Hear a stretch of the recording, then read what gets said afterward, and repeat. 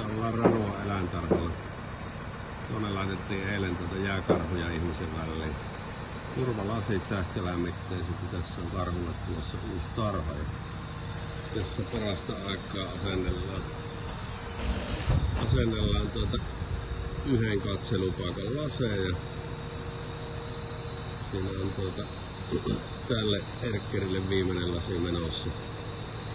Nämä lasit on kolmikertaisia laminoituja ja niissä on tämmöinen lintulaaserointi. Lisäksi laseissa on sähkölämmitys, eli talvellakin pakkasella niin sitten näkyvyys taattu.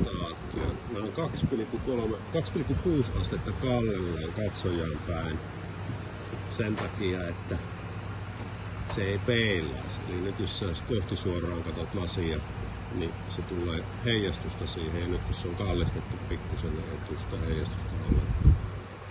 Nämä on tosiaan Finclass sähkölämmitteiset lasit ja sieltä on tuo lintulausta.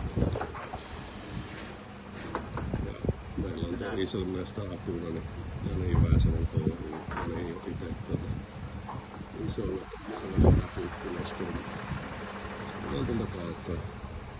Nämä on semmosia 400-500 kiloisia.